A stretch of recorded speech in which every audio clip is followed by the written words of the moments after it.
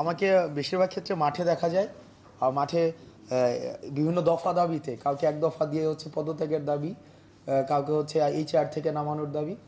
তো এই সব কিছুর ঊর্ধ্বে আমি ছাত্র, আমি ঢাকা ইউনিভার্সিটি থেকে ইংরেজি থেকে আমার অনার্স কমপ্লিট করেছি। মাস্টার্স ছিল আমার applied linguistics and English language teaching, এবং হচ্ছে যে curriculum design, course outline design, এবং হচ্ছে কিভাবে এই বিষয়গুলোর সাথে আমাদের প্র্যাকটিক্যালি কাজ করার সুযোগ হয়েছে একাডেমিক জীবনে। এবং হচ্ছে আমরা দীর্ঘ সময় ক্লাসরুমের সাথে জড়িত। আমি দীর্ঘ 8 বছর ধরে পড়াই, আমি এখনও পড়াই university, tertiary education, secondary, primary সবগুলোর সাথেই জড়িত থাকার সুযোগ হয়েছে। তো সেই জায়গা থেকে খুব সংক্ষেপে একটা বিষয় বলতে চাই। দেখেন, আমাদের যেই সেন্সরশিপ, আমাদের যেই academic censorship, academic cultural censorship, media censorship, এই বিষয়গুলো কিন্তু এখন না। আমরা হয়তো এই বিষয়গুলো নিয়ে আলোচনা করছি ডিজিটাল সিকিউরিটি অ্যাক্টের পর থেকে, অথবা বিরাজনীতিকরণের যেই বছরটা, এই 2009 সাল পরবর্তী সময়ে আমাদের এই শব্দগুলো বা এই বাজওয়ার্ডগুলোর সাথে আমাদের হচ্ছে মানে এই অঞ্চলের মানুষগুলোর পরিচিত হয়েছে, যে সেন্সরশিপ, লাইসেন্স, তারপরে হচ্ছে একটা হচ্ছে গাইডেড রাইটিং, একটা হচ্ছে আনগাইডেড রাইটিং, একটা হচ্ছে ক্লোজড এন্ডেড রাইটিং, একটা হচ্ছে ওপেন এন্ডেড রাইটিং। এই বিষয়গুলোর সাথে হয়তো আমাদের আলোচনা পরিচিত হয়েছে। কিন্তু এই বিষয়গুলো ইংল্যান্ডে বা ওয়েস্টে অনেক আগে থেকেই পরিচিত। যেমন আমরা জন মিল্টনের এরিওপেজিটিকা যখন আমরা পড়ি, জন মিল্টনের এরিওপেজিটিকা লেখা হয়েছে 17th সেঞ্চুরিতে, 1644। তখন জন মিল্টন এরিওপেজিটিকাতে উনি কেস ডেভেলপ করছেন এইভাবে যে books of any types should be published unless blasphemous and libellous. Libellous মানে হচ্ছে ইন্টেনশনালি যদি কাউকে মেলাইন করা হয়, ইন্টেনশনালি ক্যারেক্টার অ্যাসোসিয়েশন করা হয়, ওই ধরনের বইগুলোকে পাবলিশ করার ক্ষেত্রে একটা সেন্সরশিপ দেওয়া যেতে পারে। আর ব্লাসফেমাস হচ্ছে ইন্টেনশনালি যদি ধর্মীয় বুধকে যদি হচ্ছে হিউমিলিয়েট করা হয়, ওই দুইটা বই ছাড়া books of any types should be published, যে কোনো ধরনের বই, যে কোনো ধরনের বই। কিন্তু দুঃখজনকভাবে এটা সত্য যে আমাদের যারা বুদ্ধিজীবী মহলে ছিল গত 16 বছরে, আমরা ইতিহাসটাকে একটা ব্র্যাকেট বন্দি করে ফেলেছিলাম। মানে ইতিহাসের গতিপথটাকে নিয়ন্ত্রণ করতে চেয়েছিল একটা নির্দিষ্ট একটা সংঘবদ্ধ একটা বুদ্ধিজীবী গোষ্ঠী। তারা ইতিহাসের বাঁকটাকে নির্ধারণ করে দিতে চেয়েছিল, একটা ব্র্যাকেট বন্দি করেছিল। এবং এই যে একটা ব্র্যাকেট বন্দি করার কারণে ইতিহাসের আসলে বিকাশ ঘটেনি। এটা কিছু ব্যক্তি, কিছু পরিবার, এটা একটা একটা হিস্টোরিক্যাল একটা হিজেমনি ক্রিয়েট করেছে, একটা পরিবারতন্ত্র ক্রিয়েট করেছে, একটা যেটার বিরুদ্ধে হচ্ছে কিন্তু আমরা একটা একটা দমবন্ধ করে একটা সিচুয়েশন আমরা ছিলাম গত 16 বছর। আমার স্পষ্ট মনে আছে, আমি যেদিন ক্লাস 6-এ আমি হচ্ছে ক্লাস করতে যাই, ক্লাস 6-এ প্রথম ক্লাস করতে যাই, ওই দিন হচ্ছে আওয়ামী লীগ সরকার প্রথম ক্ষমতায় আসে। মানে আমি ক্লাস 6-এ গিয়েছি, অর্থাৎ আমরা একদম তরুণ একটা প্রজন্ম। অর্থাৎ ওই আওয়ামী লীগ সরকারের পূর্ববর্তী যেই সরকারগুলো ছিল তাদেরকে আমরা প্র্যাকটিক্যালি আমরা দেখার সুযোগ হয় নাই। 2009 পরবর্তী যে সময়টা, আমরা পুরো সময়টা কিন্তু আমরা দেখেছি, আমরা বুঝ করেছি, আমরা অনুভব করেছি, তাদের সাথে কাজ করেছি। তাদের যেই তাদের যে made up history, manipulated history, tempered history, এই বিষয়গুলোর সাথে কিন্তু আমাদের পরিচয় ঘটেছে। সেই জায়গা থেকে আমাদের প্রস্তাবনা, যেহেতু আমরা একদম শুরু থেকে আন্দোলনে ছিলাম, আমরা শুনেছি বিভিন্ন জায়গা থেকে 24-এর গণ অভ্যুত্থানটাকে একটা সাব হিস্ট্রি হিসেবে উপস্থাপন করার একটা চেষ্টা করা হচ্ছে, যেটা সাব হিস্ট্রি, এটা হিস্ট্রি না, এটা হচ্ছে less than history, less and not more then history, not equal to history, but less than history. So this is actually problematic.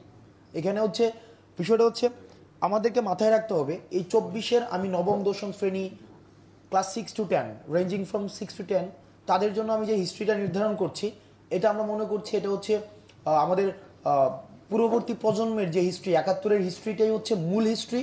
R 24-এর history এটা যেহেতু ঘটিত হয়েছে একটা তরুণ প্রজন্মর দ্বারা, সুতরাং এটা হচ্ছে একটা সাব হিস্ট্রি। এই যে একটা পেরুকিয়াল একটা মাইন্ডসেট, এই মাইন্ডসেট থেকে মনে হয় আমাদের একটু বের হতে হবে। এবং ক্লাস 6 থেকে 10-এর যে বাচ্চারা, আমরা দেখেছি 1.5 মাসের, আমি 5ই অগাস্ট গণভবনের সামনে আমি যখন গিয়েছি 5ই অগাস্ট, তখন হাসিনা পালিয়ে গিয়েছে, 1.5 মাসের একটা বাচ্চাকে নিয়ে একটা মা গণভবনের সামনে চলে আসছে। তো উনি বলছেন যে আমার তো তোমাদের মতো সন্তান নাই, তোমাদের বয়সের, যে রাস্তায় পাঠাই দেব, এই কারণে 1.5 মাসের সন্তানটা নিয়ে আমি রাস্তায় চলে আসছি।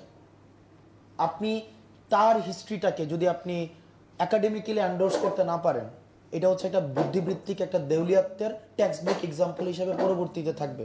আর হিস্ট্রি কখনোই এমনিস্টি দেয় না। আওয়ামী লীগ কোটি কোটি টন কাগজ নষ্ট করেছে শুধুমাত্র মুজিব কার্ডকে প্রতিষ্ঠিত করার জন্য। কোটি টন আননেসেসারিলি।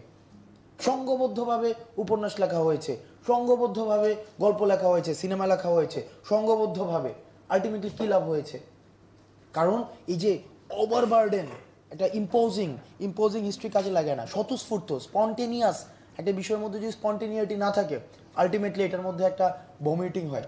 সুতরাং এই যে আমাদের এই যে তরুণ প্রজন্ম, এরা হিস্ট্রি রিডার না। ওদেরকে হিস্ট্রি রিডার মনে করে তাদেরকে যে একটা সাবক্লাস হিসেবে দেখার যে আমাদের দৃষ্টিভঙ্গি, এটা চেঞ্জ করে তাদেরকে আমাদের হিস্ট্রি মেকার হিসেবে আমাদেরকে স্বীকৃতি দিতে হবে। তারা কিন্তু হিস্ট্রি রিডার না, তারা হিস্ট্রি মেকার। তো সুতরাং তাদের ওই জায়গাটাই দেখতে হবে। না হয় আমরা যেভাবে আজকে এই জায়গায় বসে অতীতের এই বুদ্ধিজীবী গণটাকে আমরা সমালোচনা করছি, আজকে আমরা দাঁড়িয়ে এই যে পাঠ্যপুস্তক সংশোধনীর সাথে যারা জড়িত, যারা কাজ করবে, যারা কাজ করছে, sometime in the future, maybe 20 years later, maybe 50 years later, they will also be brought under kind of criticism, public criticism.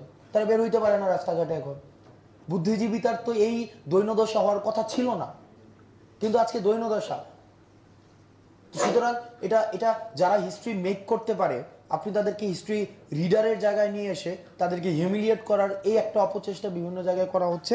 সেই জিনিসটা আমি মনে করি ওই ধারণার থেকে একটু বের হয়ে আসতে হবে। দ্বিতীয় যে বিষয়টা, সেটা হচ্ছে যে আমাদের মাথায় রাখতে হবে যে আমরা আবার যেন একটা সেন্ট্রিস্ট একটা হিস্ট্রি না হয়ে যায়। হিস্ট্রিটা যেন সেন্ট্রিস্ট না হয়। হিস্ট্রিতে একটা যেন একটা ইনক্লুসিভ হিস্ট্রি যেন হয়। ইনক্লুসিভ, আমি কিন্তু এই ইনক্লুসিভ শব্দটা এখানে এটার অনেকগুলো কননোটেশন আছে। এই ইনক্লুসিভিটি আমি এই অর্থে ব্যবহার করছি যে এখানে পার্টিসিপেশনস of all sex of people, এইখানের ইনক্লুসিভিটি আমি এই অর্থে ব্যবহার করছি। ইনক্লুসিভিটির কননোটেশন অনেকগুলো রয়েছে এবং এটা নিয়ে বিভিন্ন সময় বিতর্ক হয়েছে।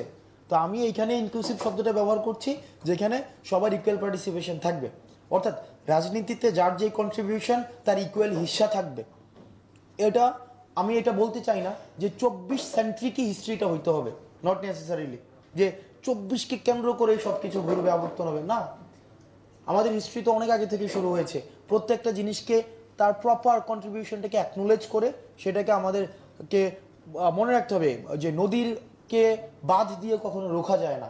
নদীটা যদি হচ্ছে কি খরস্রোতা হয়ে থাকে, আপনি যখনই রুখতে যাবেন সে তার রাস্তা করে নেবে।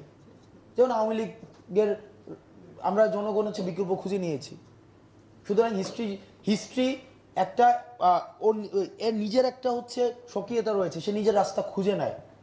হিস্ট্রি যখন কোনো ধরনের সে হিরো খুঁজে না পায়, সে নিজে হিরো ক্রিয়েট করে নেয়।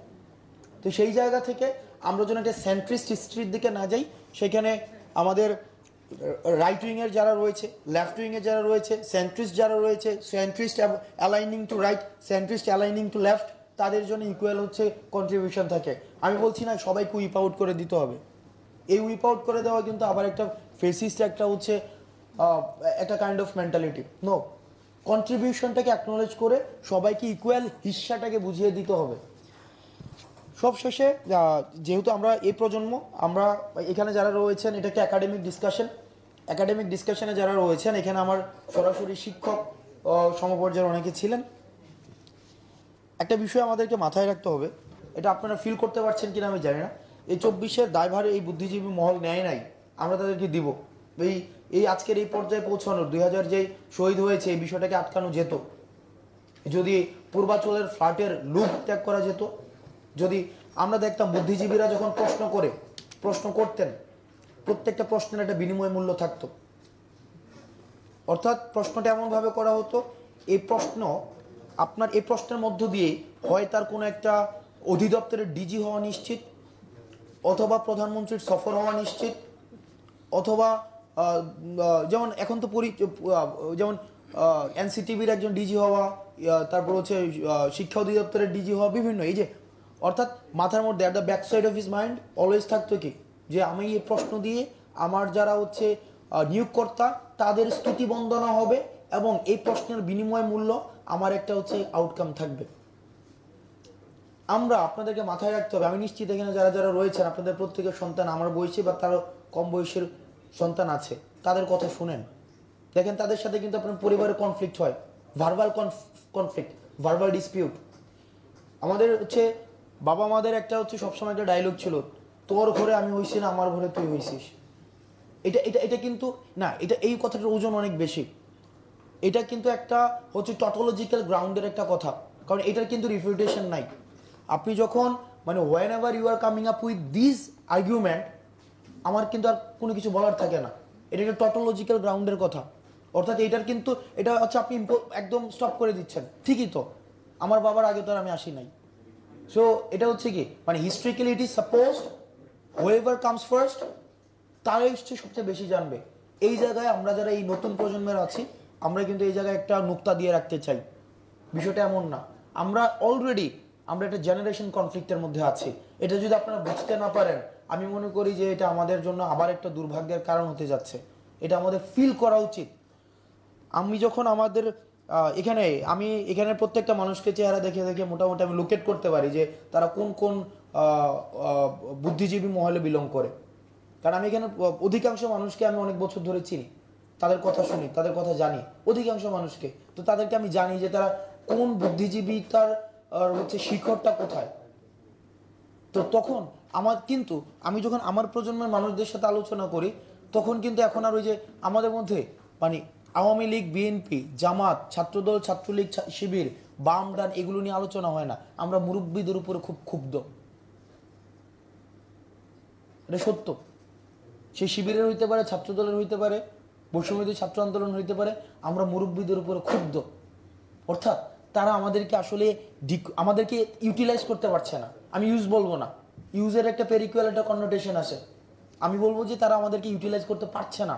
তারা আমাদেরকে এই যে একটা একটা একটা একটা যে নৌজি একটা মানে ইন্টেনশন, যে ছোট মানুষ কি বুঝবে, বলে দিচ্ছে না কিছুদিন আগে যে সন্তান যদি বাবার আগে যায় দেশ ধ্বংস হয়ে যায়। তো এই আইডিয়া থেকে বের হতে হবে।